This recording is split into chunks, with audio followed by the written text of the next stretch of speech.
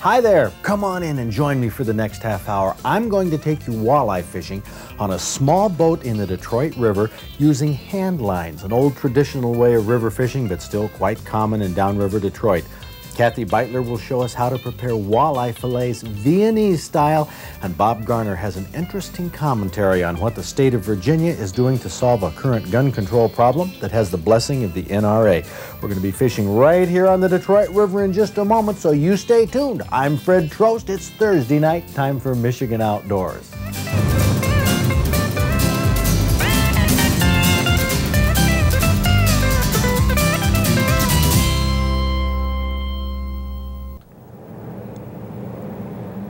What a beautiful day for fishing. In the fall, it's a duck boat. In the spring and summer, it's a walleye boat.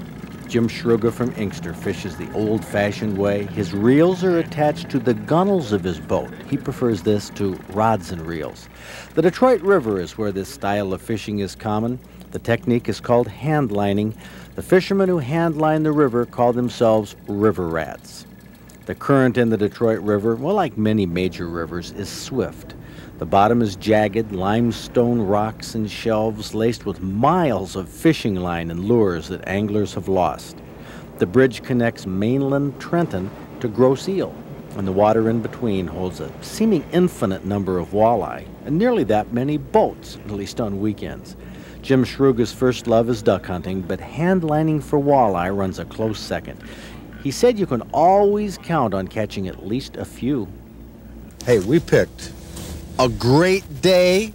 It's been blowing the past couple days. It went down to freezing, miserable. Now we got the wind from the west, blue sky. Yeah. Is this perfect? Out of the west, they bite the best. Is this perfect? Yeah.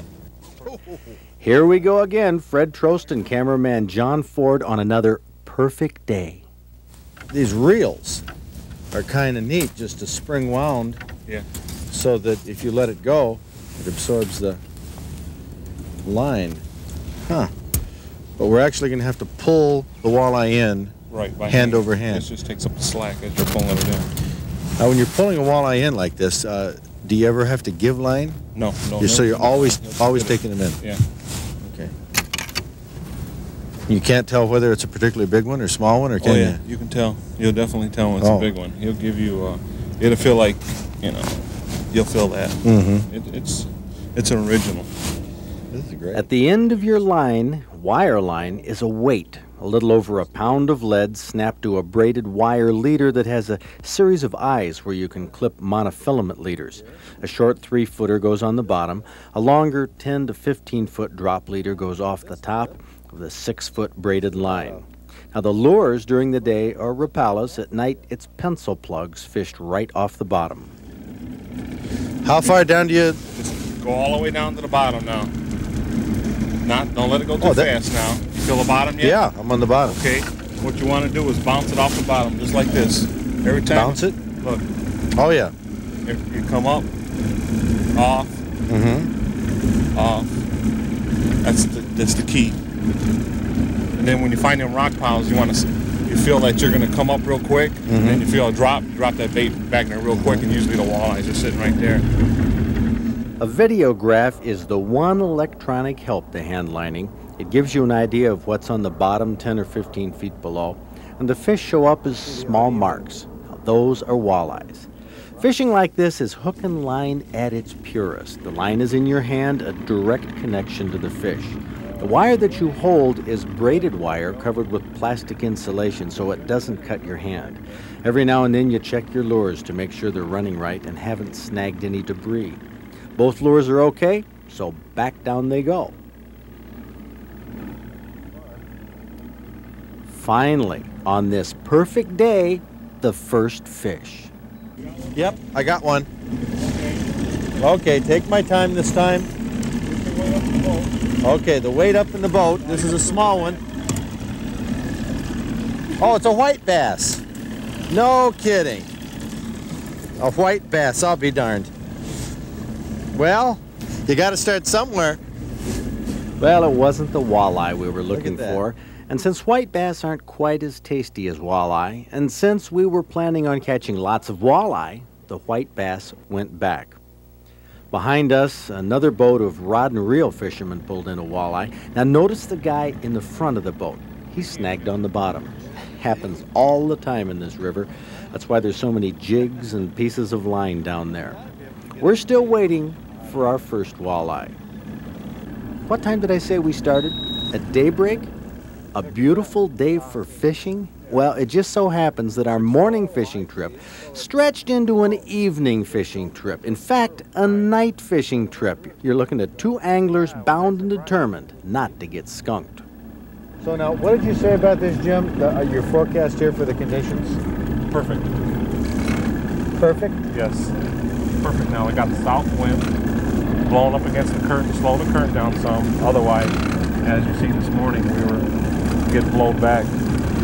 It's perfect now. Now, how many fish are we going to get? We should limit out. No doubt. Some of those walleye on the graph finally ended up in the cooler. Yes, and it's on my kicker line. It's on the top one. All right. And it's a walleye. This is the walleye here, buddy. Oh, and it's not too bad. Get him in here, quick, you know. Yeah, I want to take him by the motor. I always want to do that for sure. Yeah, thanks, Jim. Now get him up here. He's on the last hook. I know he's on the last hook. Whoa! Whoa! Boy, that felt good? Yes, that felt good. It's been a while for you, but Yes, it has. Oh, man. Oh, you got him in that great looking Yes, indeed. that new one you got, new color. Yes. I like that. I really do. Old Yeller. That's right. Okay. Well, I'm real pleased with this. That made you feel better, hey, Fred? Bet it did. Jim and I got a little competitive as the hours wore on, but we were having a ball. Straight up. Oh, yeah. There he is. Not a real big one, though. He's a nice one. But it's a nice one. The final score, 11 walleye, and we even kept a few white bass to fry up. The old river rat, Jim Shruga, took the majority of the walleye, but the new river rat didn't do too bad, though. This was my first time hand lining with wire line, and I loved it.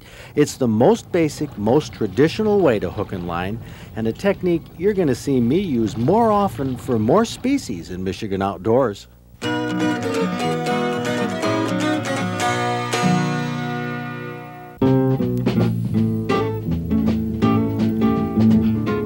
Here's a young and pretty Jody Lynn Anderson holding a 4-pound, 7-ounce white sucker she took from the Grand River. Maria Ponce of Leroy called up an Osceola County turkey with an 8¼ beard, and Mike Zerkowski of Richmond called up this 22-pound gobbler with an 8-inch beard in Alcona County. Richard LeBeau of Shepherd tagged a 10-pointer in Midland County, and here's John Okerts of Clio's bow and arrow 10-pointer from Clare County. Terry Kemchick of Clinton used a handgun in Lenawee County to tag this 10-pointer. Dennis Bedell hooked this 12-pound, 11-ounce whitefish on the pier at St. Joe. Now, it was close to a new state record. It might have been, but he didn't get it weighed right away. There's about 4 or 5 guys on the pier, and my buddy trying to get me to go weigh it, but I figured somebody just wanted to get my fishing spot. I didn't. I didn't weigh it till about 3 hours later. It was a dandy. It was the biggest one we've caught down there. I guess you don't see them that often. Emil Dean caught one that was about that size years ago. Yeah, his record is 12-14, and this was 3 ounces less. And we had one other one that was just a little bit over 8 pounds, one a little over 6 pounds, the same day.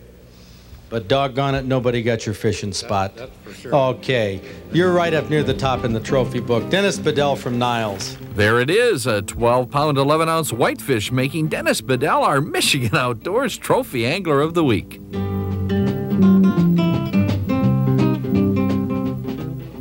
Preliminary word on this upcoming deer season is that bucks-only areas will be expanded in the middle part of the northern lower peninsula, primarily in areas with a lot of public land. Fish Chief John Robertson is asking anglers to let their congressmen know that they support the fight against sea lamprey. Both Congressman Bob Traxler from the Thumb and Bob Carr from the Pontiac-Lansing District are key to the budgeting of money for lamprey control. Woodcock banders are reporting woodcock broods are hatching a little late this year, 5 to 7 days days later than usual, indicating a late spring. Midland's Dave Marshall continues to collect petition signatures against bills to outlaw semi-automatic hunting guns. Marshall hopes to meet with Senator Carl Levin to present the petitions personally. The governor has signed into law 2 bills sponsored by Representative John Pridnia that will call for all domestic turkeys to be pinioned, which means they will be unable to fly. That will hopefully prevent them from breeding with wild turkeys. The salmon die-offs in southern Lake Michigan have subsided to a large degree. The die-offs seem to be less than last year's.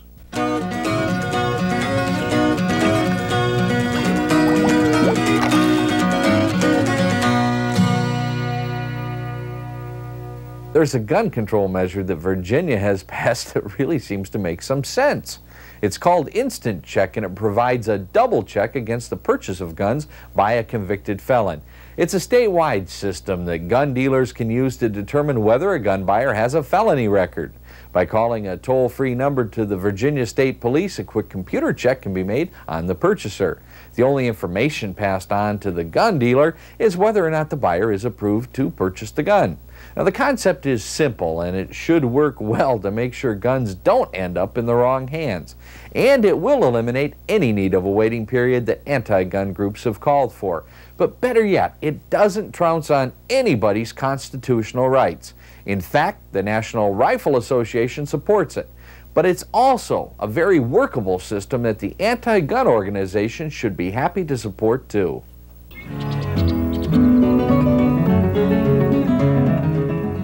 Toads have an offensive liquid, chiefly in the bumps behind their eyes, which they release when they're attacked. Are these secretions poisonous? They sure are. Some animals become ill if they touch a toad, and some animals may even die if they take a toad in their mouth. However, humans are not affected by touching toads.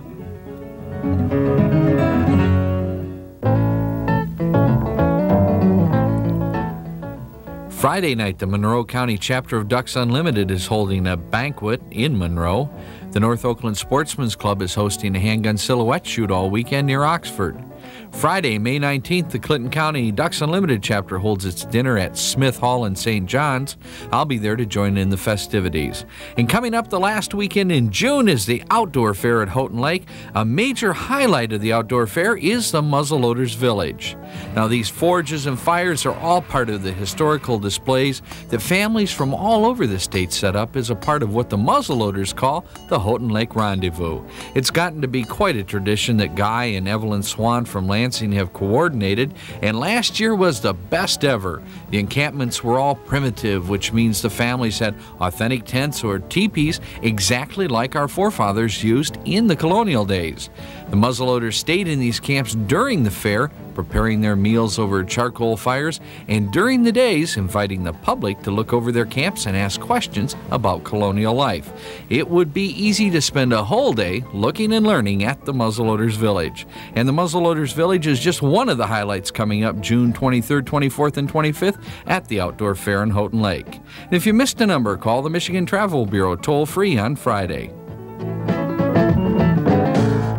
For 6 years, one of the highlights on our outdoor calendar is the Outdoor Fair at the end of June. You heard about it from Bob Garner, but now I want to tell you some of the changes that we're making in the fair this year. Last year, the Houghton Lake weather during the Outdoor Fair was great. Downstate, it was hotter than heck. So hot that people didn't travel much that weekend. And who could blame them? Attendance was a little off because of the weather, but this year, no problem. Word has it that I've used up all my bad luck with bad weather this past season when we took the camera out fishing. So from here on, Lady Luck is on our side. So it's going to be great weather the last weekend in June. Once again, we'll have over 100 exhibitors at the high school, all of them relating to hunting, fishing, and the shooting sports. We fill the cafeteria and gym with exhibits at the Houghton Lake High School, which is on M55 at the south end of Houghton Lake, where Tip-Up Town is held every January. And every year, we make changes in the fair, and for 1989, we're going to have a variety of different attractions, but keeping in the spirit of the outdoor fairs we've had for the past 7 years.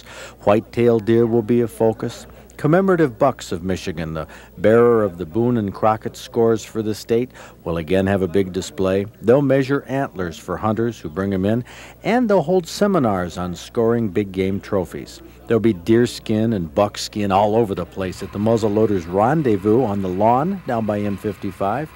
Guy and Evelyn Swan are once again coordinating this Muzzleloaders Village, and the primitive encampments will actually be used during the fair by families in historic colonial dress. A new addition will be informational plaques in front of the encampments, like you'd see in a museum, to tell you about the different tents, teepees, and the eras they represent.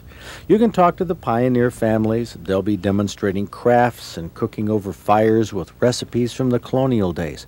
Oh, by the way, while I think about it, this year you can get a taste of venison cooked by Kathy Beitler at the high school. She'll be giving it away to promote our new 1989 cookbook. So Kathy's cooking and colonial cooking, it'll all be at the fair, including the popular historical reenactments. A French-Indian War mock battle has become an outdoor fair tradition, along with a colonial fashion show. Across the street from the high school, right on Houghton Lake, the Michigan Duck Hunters Association has entertained crowds at the Limberlost Dock for the past 6 years. Now this year, we're trying to line up an antique boat show to hold on the water and have free courtesy inspections for your boat, if you wish, by the U.S. Coast Guard Auxiliary. The retrievers won't be on the water this year. Instead, you'll find them in the athletic field, where Bob Garner is expanding the sporting dog show that he started last year. 1 show Friday, 3 on Saturday, and 2 Sunday. A variety of sporting breeds will show their skills. And a new attraction will be Bob Garner's Puppy Parade and Puppy Alley. So if you like sporting dogs and maybe want to buy a puppy, they'll be at the fair, along with very popular sled dogs that the handlers will work on wheeled rigs around the track. Sporting dogs and puppies of all kinds at the fair. For years, the Flint Bowmen have handled our archery events, but this year the Livingston Archers will host the 14-target silhouette course. Make sure you bring your bow if you're an archer so you can participate. The Flint Bowmen provided a number of archery competitions and novelty shoots in years past, and so will the Livingston Archers. They'll have some sort of long shot event like the Flint Bowmen have had, but they'll bring some new events too, such as the Bionic Buck, a metal silhouette of a deer with small holes in it. Shoot through a hole, you have a chance at a big prize. Miss the hole, smash your arrow. The Livingston Archers will also have 2 Seiko speed rounds, a competition between 2 shooters. We'll show you that next week, and I'll be taking on challengers for prizes. And speaking of big prizes, $60 value donated by the good people up the road. Last year's sporting goods auction for Outdoors Forever will be held the 4th of July weekend in Houghton Lake, and at the Outdoor Fair, Outdoors Forever will be running a speed casting pond. In the auditorium on Saturday afternoon, once again, duck callers from as far away as Arkansas and Iowa will compete in the 4th annual Stroh's Duck Calling Contest. The winner qualifying to compete in the World Championships. Behind the school will once again draw huge crowds with our shooting shows. Norm Blaker and Ron LeClaire have demonstrated muzzle loaders and longbows, while modern cartridge weapons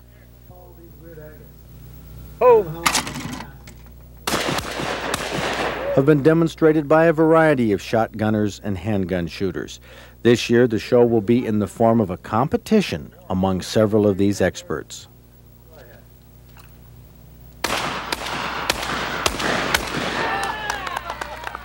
Harry Reinfelder will team up with Tim Farragon and take on the team of Norm Blaker and Ron LeClaire. I'll join in as a wild card, and you'll see some competitive trick shooting. All of the team shooters will shoot all of the weapons, but we don't know at this time if we're going to have the machine gun demonstrations, but we will be showing assault weapons. Automatic weapons are best used 1 shot at a time.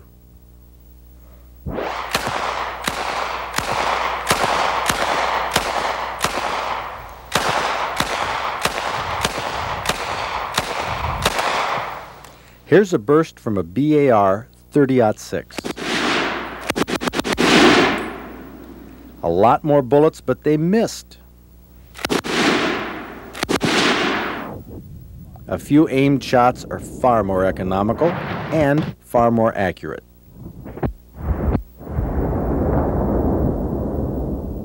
Wait till you see Harry Reinfelder shoot Ron LeClair's game. Can Tim Farragon match Norm Blaker with a longbow? And finally, will I be able to duplicate my feat last year when I hit a quarter in the air with my longbow? Why, it's smaller than a caribou. How about that? Oh, amazed myself. The Outdoor Fair 1989, put it on your calendar.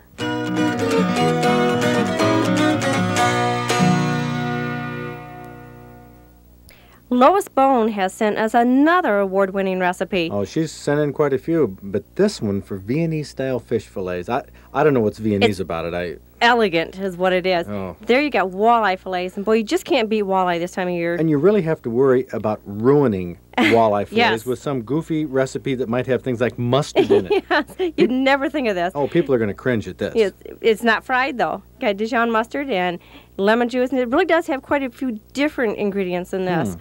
And You're going to bake this? yes, eventually we will. And you got diced ham, sour cream, and a little bit of flour just for thickening. Oh, there's no way you're going to even be able to taste the walleye. Oh, but you can. And dill pickles. Dill pickles? Now, see, I told you, this is very, very different.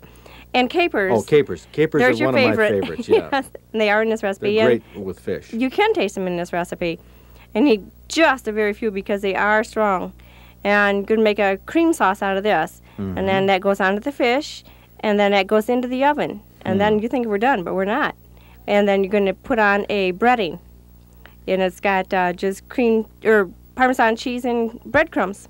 I'll be darned. Then that goes back into the oven until it just gets Parmesan cheese, bubbly. breadcrumbs, capers, pickles, mustard. And it is excellent. You know, it's going to be interesting. Out of all these ingredients, this big, vast array, what Bob Garner thinks is the most outstanding characteristic. The breading or the stuff on top of it really adds a whole new texture to walleye. And yet the walleye comes through just delicately, just And I know Freddie's in love with the pickles and capers. Oh, the capers. Oh, man. They add just a little bit of flavor to this. just something different. This is not just a plain walleye dish. This is gourmet Elegant, yes. eating. Gourmet eating all the way. This crumbled bread and stuff on top. Oh. Eat a bunch of this, top it off with a hot fudge sundae, and I think you've just absolutely seen heaven. Man, this is good. This recipe, Viennese-style fish fillets, was a top winner in our 1989 Fish and Wild Game Cooking Contest. All the step-by-step instructions are in the upcoming May-June issue of the Outdoor Digest magazine. This new issue is being held in production right now because we're making some big changes in the Outdoors Club. We're restructuring the educational functions. We're setting up a nonprofit foundation to handle new programs such as the Sportsman's Outdoor Service SOS Bureau. We're repackaging the digest and illustrating our articles with video capture frames directly from the videotape features you see on TV. A new look to the magazine and to the Outdoors Club coming out within 1 week. For a free May-June digest, write to me at Fred Trost Outdoors Club, P.O. Box 1775, East Lansing, Michigan, 48826. Well, you saw how we did on the Detroit River. Our reports down here from Bill at the Real Hunting Outlet in Trenton are basically 5 to 6 walleyes, what a lot of fellas are catching, so we were right in the ballpark, and that's anywhere on the Detroit River, although we did find some fellas with a hot spot. Now, I can't tell you exactly where it is here, but they loaded up the boat in the morning. Most of the good fishing seems to be done at night. The white bass, or silver bass as they're called, are moving into the Detroit River right now. As we head up the coast, look at Saginaw Bay. Let's see, they are getting a lot of perch at the tip of the thumb, Port Austin. Getting a couple walleye in Saginaw Bay, steelhead, 1 or 2, 3, maybe 4 around the perimeter here of Michigan. They're starting to get brown trout and lake trout. But again, the limit catches are few and far between. Get this, Coho Bob says, Pentwater, they're still getting some straggler smelt off of the pier at Pentwater. I can hardly believe it. We don't have reports hardly anywhere else from the state. A few coho in the southwest, but nothing to write home about. They are getting some catches of decent perch south of Gladstone, according to Bayshore Resort. 1-pounders, limits of cohos, and a couple kings up in the Keweenaw. A few brook trout throughout the Upper Peninsula, but frankly, the fishing hasn't been anything to catch on fire. Well, I tell you, speaking of catching on fire, it's been one of the driest Aprils on record. Too dry, too cold. I mean, we need warm rain for the mushrooms, the morels, and also for the fire hazard. It's a very hazardous time right now, so if you get outdoors, watch it with fires, because this is the most volatile time of year. Look for mushrooms, and if you get any good reports, give us a call. We want to hear some. I just don't know what's going on with the weather, but get outdoors this weekend if you can. It's a great place to be. See you next week. Coming up next week on Michigan Outdoors, we'll find out how the DNR's Chinese Sichuan pheasant experiment has been going. Mortality in the wild has been a problem, so the DNR has tried conditioning these birds by releasing a fox and an owl into their rearing pens. Preliminary studies indicate that it works. Kathy Beitler will show us how to prepare an excellent grilled salmon steak recipe. Bob Garner will show us how to eat it, and he'll give an analysis of David Hale's first year as DNR director. That's coming up next week, right here on Public Television.